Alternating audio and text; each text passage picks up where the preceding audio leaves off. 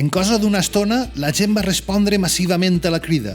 Davant de l'ermita van començar a pilar-se trastos per fer una foguera com el poble no havia vist en molts anys.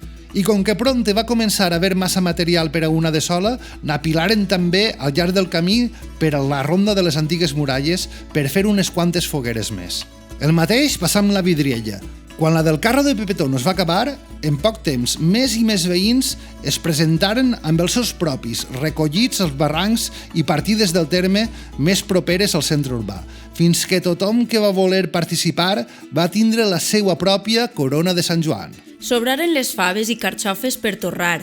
Va córrer, generós, el vi que havien guardat en els anys anteriors i la jugada acabà, com no podia ser altrament, amb les bacores. Tot el món es van recordar durant molts anys d'aquell Sant Joan. I cada vegada que algú s'havia de fer càrrec d'organitzar les festes, imitava i es proposava superar aquelles, les de l'any després de la grip, les festes que van vindre del Portitxol.